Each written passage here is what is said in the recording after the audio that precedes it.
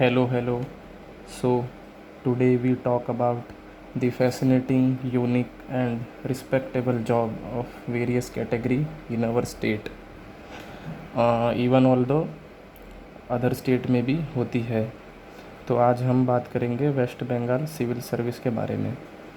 तो इसमें 3 पॉइंट में ही पूरी वीडियो मतलब समझा दी जाएगी कि वेस्ट बंगाल सिविल सर्विस है क्या, what is civil service, why क्यों करनी चाहिए हमें, किसको करनी चाहिए, एंड देन हाउ किस तरीके से क्रैक कर सकते हैं। तो ये दोनों तो इंट्रोडक्शन वीडियो है, what is civil service and why. इसके बाद सेकंड वीडियो बनाऊंगा जिसमें ओवरऑल डिटेल्ड सिलेबस एंड किस तरीके से स्ट्रेटेजी को फॉलो करना है वो सब मैं बता दूंगा। इस एक वीडियो में सब कुछ करना नहीं चाहता हूँ, वरना 30-40 मिनट की लेंथली वीडियो बन जाएगी, अच्छी नहीं लगेगी, बोरिंग लगेगी, भूल जाओगे कि क्या क्या इस वीडियो में मैंने कहा है। इसलिए एक छोटी सी वीडियो बनाऊँगा। तो सबसे पहले इसी को देख लेते हैं कि ये है क्या, सिविल सर्विस का मतलब क्या है। अगर ये सिविल का मतलब आप सभी को समझ में आ जाएगा तो आपको ये भी समझ में आ जाएगा कि इसमें जॉब क्या होती है, क्यों करनी रहती है, कैसे करनी रहती है और कितने कैटेगरी की जॉब होती है। अगर ये चीज़ समझ में आ जाए तो एक तरीके से ये लगा लीजिए, किसी भी एक स्टेट को ओवरऑल रूल करने के लिए, मतलब कि उस स्टेट को चलाने के लिए, शासन करने के लिए कुछ ऐसे ऑफिसर्स की ज़रूरत होती है जो समाज के साथ आराम से रह सके, उनसे समझौता भी बनाए रख सके, उनके बीच जनता और शासन के बीच में। उनको ही सिविल ऑफिसर बोला जाता है। सिविल मीन्स बंगाली में एक तरीके से कह सकते हो একটা সভ্য মানুষ, একটা জেন্টলম্যান যে শান্তভাবে ব্যবহার করবে और उस तरीके से ही चीज़ों को प्रोसीड करेगा। इसका अगर ऑपोजिट अगर देखोगे तो उसको डिफेंस बोलते हैं। समझ में आ गया? डिफेंस का काम होता ही नहीं है कि समाज के साथ समझौता बनाए रखें, उनका काम है बस दुश्मनों को साफ करना। और स्टेट में जो सिविल ऑफिसर्स होते हैं जैसे कि पुलिस है एंड अदर जितने भी एडमिनिस्ट्रेशन के वर्क हैं, मेरा कहने का मतलब है जो कलेक्टर हैं, टैक्स रेवेन्यू ऑफिसर हैं, इन सबको शांति से काम करना रहता है। जो पुलिस होती है उनका काम यही है, जनता के साथ और सरकार के शासन के साथ दोनों के बीच में समझौता बनाए रखना। इसलिए उनको एक तरीके से एक सिविल ट्रेनिंग दी जाती है, इसलिए उनको सिविल सर्विस बोलते हैं। समझ में आ गया? एकदम मतलब कि सिंप्लिसिटी उनको हमेशा बनाए रखनी पड़ती है। जैसे कि एक एग्ज़ाम्पल अगर मैं लेना चाहूँ तो जैसे कि ये जो WBCS है इसमें से पुलिस की सबसे बड़ी पोस्ट यहाँ से निकलती है। मतलब कि ऑफिसर लाइन में एंट्री करने के लिए जो सबसे पहली बेसिक पोस्ट होती है वो यहाँ से दी जाती है। आई मीन टू से DSP, deputy superintendent of police. तो क्या उसका काम ये है कि लोगों को धमकाना और सरकार के कायदे कानून नियम को ज़ोर ज़बरदस्ती पालन करवाना? नहीं, उसका काम यही है, उसकी ड्यूटी यही है कि सरकार के जो भी शासन है, नियम कायदे कानून है, वो लोगों को शांत तरीके से आराम से समझाया जाए और कायदे कानून का पालन करवाया जाए। उसको एक सिविल तरीका बोलते हैं, इसीलिए उस बंदे को सिविल ऑफिसर बोल दिया जाता है। कभी देखा है किसी SP ने या फिर किसी DM ने या फिर किसी टैक्स ऑफिसर ने किसी जनता को मार दिया, धमकी दे दी या फिर ज़ोर ज़बरदस्ती कहा कि ये तुमको मानना ही पड़ेगा? नहीं, वो बहुत शांति से काम लेते हैं। उनका काम ही यही है। उनको सिलेक्शन के बाद पूरा 1 ईयर जो भी उनकी ट्रेनिंग होती है, उनको सिर्फ़ और सिर्फ शांति से बोलने की स्किल्स ही सिखाई जाती है। Okay, that's why they all are called civil officer. तो एक सिविल मैनर में उनको काम करना पड़ता है। तो अब आपके दिमाग में एक ख़्याल आएगा कि सिविल बंदे तो बहुत सारे होते हैं। जैसे कि हम किसी ऑफिस में जाते हैं, मतलब कि स्टेट के जो बड़े बड़े ऑफिसेस हैं, जैसे कि मैं आपको बता देना चाहूँ, हमारे मुर्शिदाबाद के जो SDO ऑफिस हैं, जैसे कि कांदी में है एंड मुर्शिदाबाद में 3 जगह हैं। तो वो क्यों है? वो एक ज़िले, एक डिस्ट्रिक्ट मुर्शिदाबाद को कंट्रोल करने के लिए बना रखा है। ओके, तो वो भी एक सिविल ऑफिसर ही होता है। जो एसडीओ ऑफिसर बैठा है, बीडीओ ऑफिसर बैठे हैं, एंड देन डीएसपी बैठा है। हर एक स्टेट के अलग अलग डिस्ट्रिक्ट में स्टेट टैक्स ऑफिसर बैठे हैं, लैंड रेवेन्यू ऑफिसर्स बैठे हैं। तो इनका काम ही यही है, शांति से जनता के बीच में काम करना और बड़ी बड़ी चीज़ों को संभाले रखना। जितने भी बड़े बड़े काम है स्टेट के, वो यही संभालते हैं। ओके, तो इस तरीके से तुम्हें समझ में आ जाएगा कि स्टेट की ऐसी कौन कौन सी मतलब प्रोसीजरी होती है, कौन कौन से ऐसे काम होते हैं जो बहुत बड़े बड़े हैं और वो ये लोग करते होंगे। तुम्हारे मन में अपने आप ही आ जाएगा। जैसे कि हमारे यहाँ पे एक सड़क बन रही है, तो इस सड़क के ऊपर भी एक ऑफिसर होता है बहुत बड़ा, जो इस रोड रिहेबिलिटेशन के लिए काम करता है। जैसे कि ये घर बार बनते हैं, land land and tax revenue officer, ये सब के सब वेस्ट बंगाल सिविल सर्विस के अंडर ही आते हैं। कहने का मतलब मेरा यही है कि हमारे स्टेट में जितनी भी इम्पोर्टेंट चीज़ें हैं, जितने भी एक्स वाई जेड टोटल जितनी भी चीज़ें हैं, और उन चीज़ों को लेकर ही, उन चीज़ों के ऊपर कायदे कानून बनाए रख कर जनता को मतलब शांति से फॉलो करवा कर ही एक स्टेट चलता है। अब समझ में आया, कोई पॉलिटिकल नेता कभी भी एक स्टेट नहीं चलाता है। उस पॉलिटिकल नेता के पीछे उसको दिमाग देने वाला, एंड जैसे कि हमारे बंगाल में स्कीम्स निकल रही है गरीबों के लिए, लेडीज़ के लिए, एंड मेडिकल फैसिलिटीज़ जितनी भी, क्या बोलते हैं वो, कन्याश्री है, जितनी भी जो है, तो क्या वो एक नेता डिसाइड कर रहा है कि हमको किस तरीके से रूल करना है? नहीं, एक पॉलिटिकल नेता के पीछे एक सेक्रेटरी रहता है, एडवाइज़र। तो वो एडवाइज़र कौन होता है? वो सब ये सिविल ऑफिसर्स होते हैं। उनको पता रहता है कि जनता के बीच में हमें कौन सी ऐसी नियम कानून देनी है जिसके वजह से डेवलपमेंट आए हमारे स्टेट में, जिनको वो लोग भी फॉलो कर सके। मतलब कि ना ज़्यादा सख्त कानून दें हम, ना ही ज़्यादा हम सॉफ्ट कानून दें, एक सिविल चीज़ दें, बीच का रास्ता जिसको बोला जाता है। तो वो सब चीज़ें जितनी भी मतलब थिंकिंग एबिलिटी जो भी नेता जनरेट करते हैं, जो हमें टीवी में दिखाई देती है कि हम ये दे रहे हैं, हम वो दे रहे हैं, यहाँ पे ये डेवलप हुआ, वहाँ पे वो डेवलप हुआ, तो ये लोग कुछ नहीं करते हैं। इसके पीछे जो बैठे हैं ना बड़े बड़े एडवाइज़र्स, उन सब ने ये सिविल पोस्ट ले रखी है। ओके, कोई डीएम है, कोई डीसी है, डिस्ट्रिक्ट कलेक्टर, कोई डीएसपी है, कोई स्टेट टैक्स ऑफिसर है। ये लोग मिल के कहते हैं, जैसे डीएम कहेगा सर ये काम हमें अपने स्टेट में, हमें अपने डिस्ट्रिक्ट में करना चाहिए, डीएसपी कहेगा सर ये कायदा कानून थोड़ा सा मतलब लाना चाहिए, फिर टैक्स रेवेन्यू वाले कहेंगे कि हमें इस तरीके से टैक्स को कलेक्ट करना चाहिए।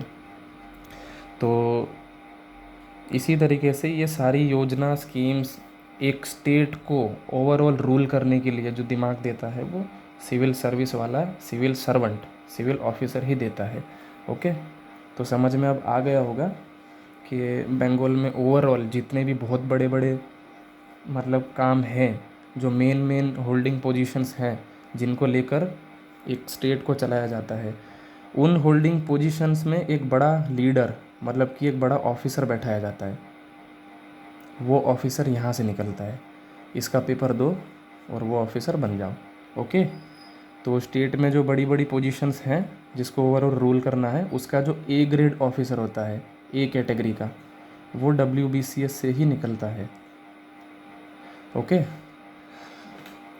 Get my point what I am saying. तो यही है बात।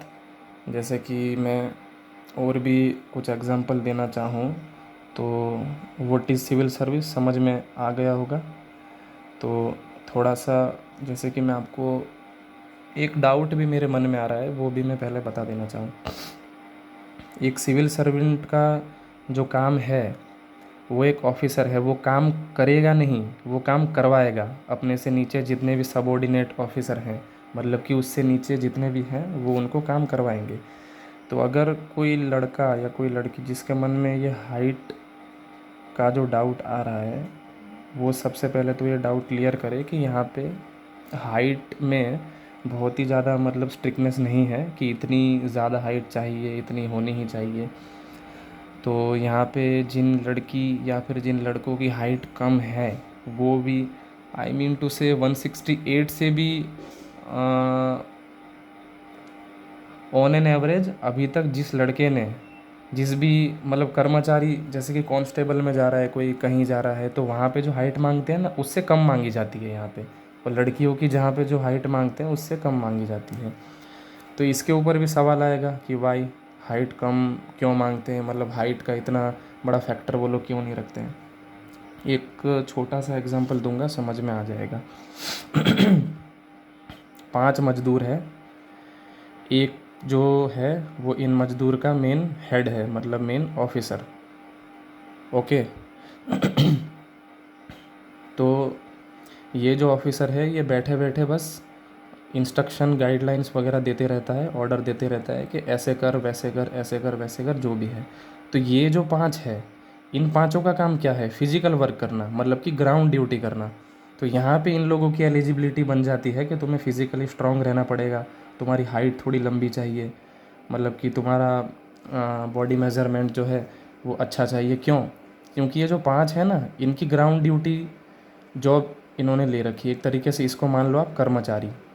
हिंदी में जो हम कर्मचारी बोलते हैं ना, और ऑफिसर को अधिकारी बोलते हैं। कर्मचारी और अधिकारी में यही अंतर होता है।